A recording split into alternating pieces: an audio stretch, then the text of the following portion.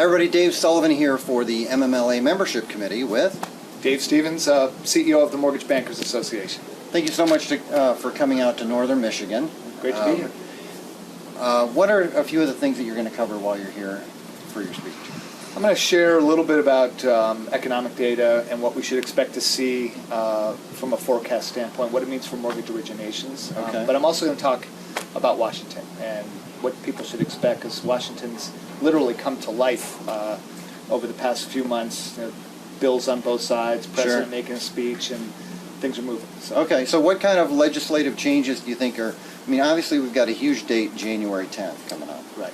So what do you think that's going to have, what kind of impact will that have on that? So, the January implementation date for most of the rules is extraordinary.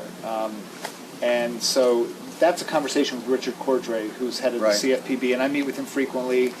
And we're working with him to talk about what happens if the industry isn't completely ready but making a good effort to. We're hoping that there'll be Okay. some flexibility there. I'm not certain that'll be the case. Right. But when I was FHA commissioner, introduced the RESPA rule, we put out a rule that said after the implementation date, if you were making a good faith effort to implement RESPA, we would not enforce for the first 6 months. So something Okay. like that gives a little breathing room. So that's the rule side of it.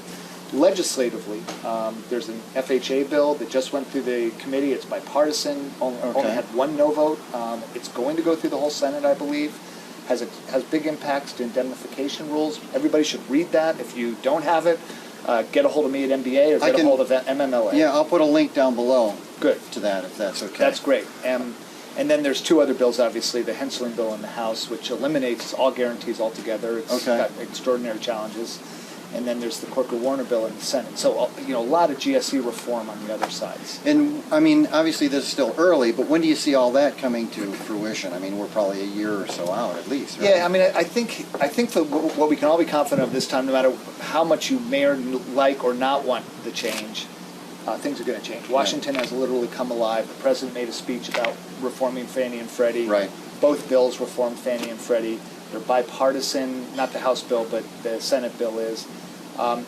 We're going to see a lot of agitation through the winter. Then we're going to kick into midterm elections. Midterm elections will slow everything down. Right. But in the second half of this presidency, the final 2 years, I think we're likely at this point to see a real GSE reform bill. So that's why we all need to be inside. We've got to be making sure we're trying to craft or direct traffic as much as possible, so that they don't destroy the pure foundation of a government guarantee. And that's great, and we appreciate all that you do for us out there. You're the perfect guy for the job. Well, so thank you. Appreciate that, Dave. And one thing I wanted to follow up, though, you said that the CFPB might be a little bit more lenient as these things come into effect. Do you think that that's occurred recently? Is that a change? Are they a little bit more flexible now that Cordray was confirmed? And yeah, I first of all, they're not signaling they're going to be lenient. They're telling everybody they're not going to be. Yeah. I was a regulator, and I told the industry the same thing. You want them working like crazy to get everything implemented, but he's not going to let that system disrupt. So I think there'll be. Oh, good. I believe that Rich has common sense. I've worked closely with him.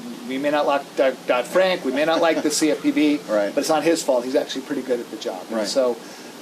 If we can get him to throw the Hail Mary at the last minute if the industry is not ready, and at least give some flexibility around enforcement, gives us all time to see how we're all implementing the rules. You may remember with RESPA, we all wanted to see how other people were doing disclosures and how we disclosed points and fees and broke out broker comp and et cetera.